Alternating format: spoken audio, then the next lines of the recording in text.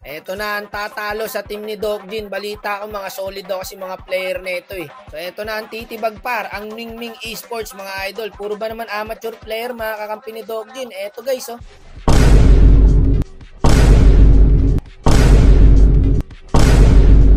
At eto naman guys yung mga player ni Mingming.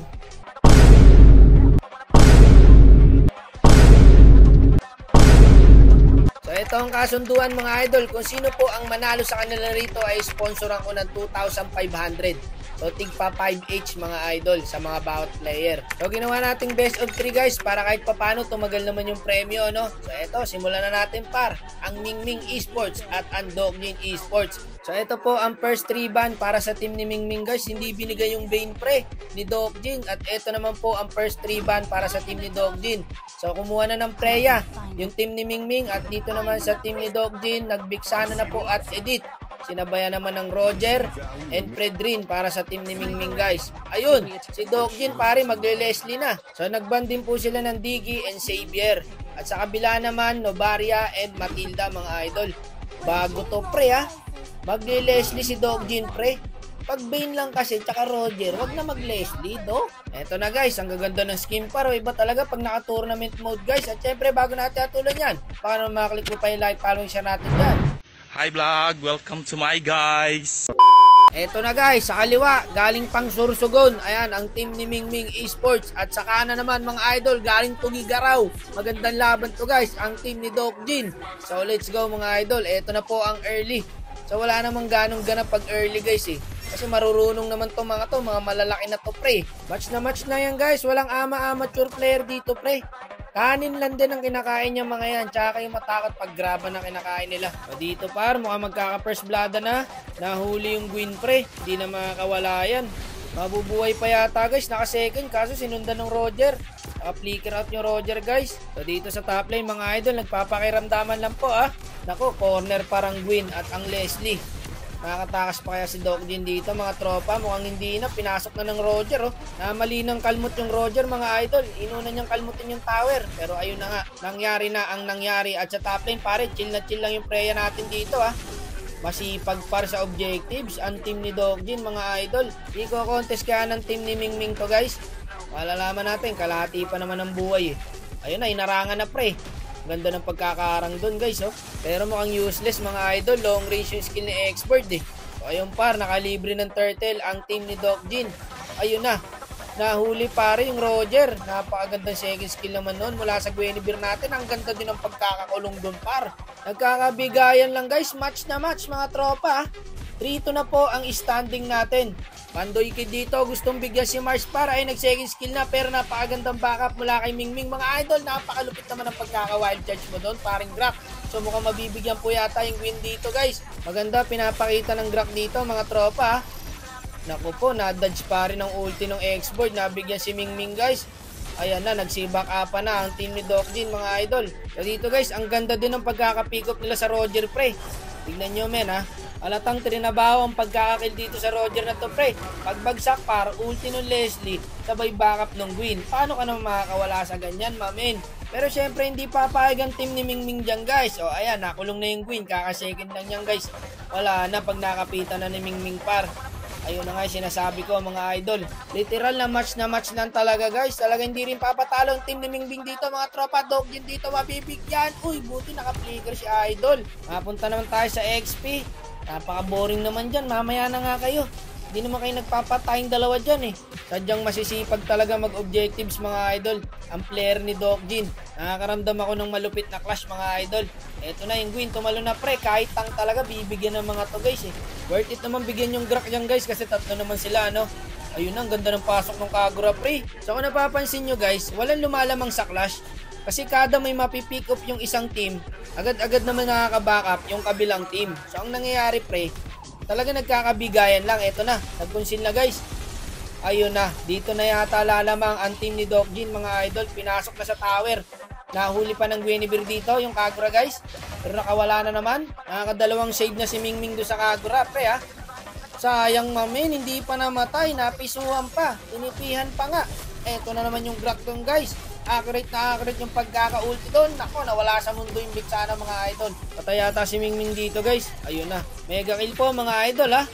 Eto na guys. Ang galing may coaching umiikot. Patay yata yung Grok guys. Ay hindi, buhay pre. Buti nakadaan sa bato. Ayan na pare, ang panderby nila yung Freya. Nagpapakilala na guys. Bira lumabas yung Freya pre ha. Mukhang may pinaghahandaan to par. Nako Dogjin, parang ang sisiw na nilaban sa manok pag inabot ka ng Freya. Ayan na mga idol. Nagwawala na po ang panderby nila guys. Binabakbak na guys, Guinevere dito. Pinilit i-hold yung tower nila pre. At mukhang hindi mapupush guys, walang minions. Magaling yung Gwyn pre ha, good save yun for the towerist. So eto na guys. Wala pare, talagang active ang player ni Dogjin pagdating sa objectives guys.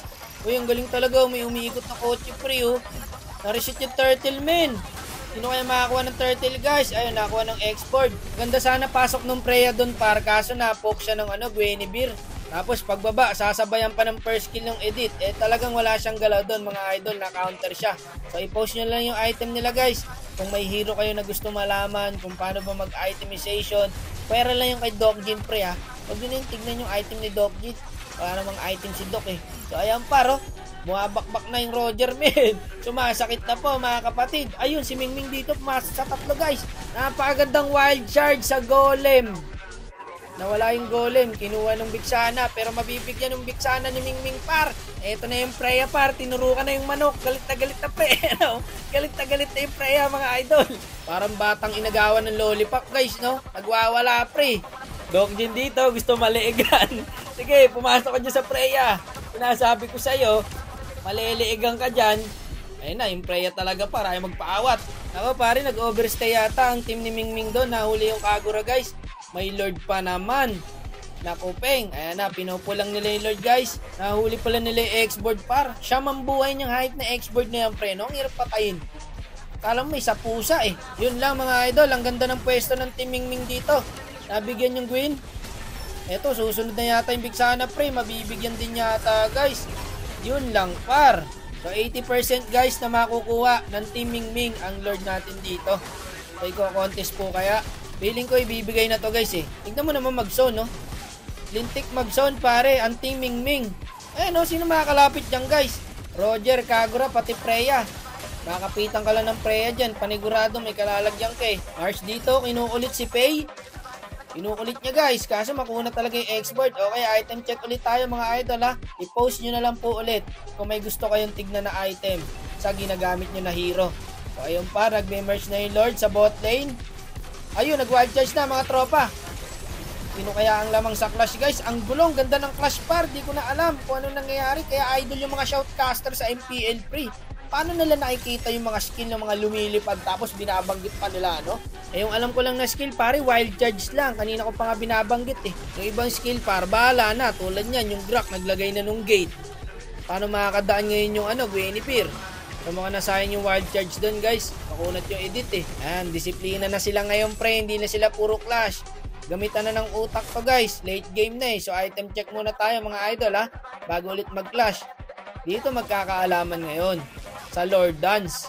Guys, napapansin nyo ba kung gaano kaganda yung laro? Tignan nyo yung standing pre oh. Dikitan lang sa pera pre. All 37k tapos 16-15 lang yung standing. Magaya nga nasabi ko kanina, nag-Leslie si Dogjin. Ayun, hinuli ng Kagura. Lamang na yung Team Mingming. Wala pare, benta si Dogjin guys. Buti na lang kamo, napakaganda ng second skill ng Gwendon pre. Nakaalamang ang Team Dogjin dito mga idol. Yung Freya guys ha, masakit na. Kaso pare, na-counter talaga siya ng edit pati ng Gwyn. So triple kill po ang X-board, maniac guys. Dahil sa nangyari na yung par, meron ng 1k gold lead ang team ni Dogjin guys. So walang flicker yung Grok dito guys. Wala, mabibigyan nila to. Umilag-ilag pa mga idol. Okay guys, so item check muna tayo habang naglo-lord. Bagong taba pala ng Roger pre. 9.5 yung gold. Tapos may 4 na item na kayang-kaya pala nila to par. Kahit mataba yung XB. Ang sakit ng Roger eh. So tignan natin kung madedep pa to guys ha. Madedep pa naman siguro pre. Kasi 15 minutes pa lang naman eh. Pag sumuwag yung Lord dito guys, clash na to. Ayan na. Sumuwag na par. Clash na to par. Hindi papayag na hindi magka-clash to guys. Kaso kalungkutan sa team ni Dogjin, walang minions. Kahit isa. Malinis na malinis po ang sahig. Walang ka-minions. Ayun, agad-agad ding na-dep. Dito magal yung Lord guys. May minions na sa mid pre. Yung Freya dito par, napakasakit na guys. Ayun lang. Talagang counter siya dyan pre sa Gwen. Magaling yung Guinevere guys. Talagang sinasave niya na yung second skill niya sa Freya. Ayun par, isang tamblingan na ng Roger na wala agad si Dokjin. Ano Dok? Kaya pa mag Leslie? Nahirapan si Dokjin sa Leslie pre. Matches 1 lang ata siya dyan eh. So dito guys, kailangan mag-dep ng Freya at ng Roger. Sa pwestuhan sa Lord at Manpower, lamang po ang team ni Dokjin. Grabe parang init ng laban. Tsaka ang tatalino maglaro guys. Tingnan mo gagawin ng Vixana. Umulti siya kasi akala niya kakalimutin siya ng Roger men. So utakan talaga ang laban dito par. Halos lahat gumagamit ng utak. Ayun na yung Freya guys. Napakagandang pasok. Gagi kinaldag ng Freya pre. Ubos sa Freya mga idol. Mukhang endable yata to guys. Winalis tambo para ang team ni Dokjin mga idol. Wala na guys, mukhang endable na yata to. Maglo-lord pa nga yung Roger dito pre oh. Pero kinumand na yata nila na kaya nang i-end. Matagal pa mabubuhay ang team ni Dokjin guys. Winalis eh, ayan pare oh. Watching sila ngayon par, kung paano sila i-end. Grabe yung team ni Mingming pre. Sabi sa inyo eh, kanin lang din ang kinakain ng mga amateur player guys. Natatalo din yan. At tingnan nyo, nasilat sila pre oh. Akalain mo yun, grabe din pala yung team ni Mingming guys. So ayan po, tanso po si Dokjin mga idol. Grabe yung laban na yung pre, sobrang dikit lang. Napakaganda ng laban, pwera lang kay Dokjin. So pasensya ka na, pero natatawa talaga ako pre, na natanso ka. So 1-0 na po para sa team ni Mingming. So abangan nyo bukas yung round 2 guys, July 3. And ito po yung mga hero nila. And abangan nyo po yung Roger ni Dokjin dito. Talagang bumawi siya dito par. Siyempre, joke lang yon.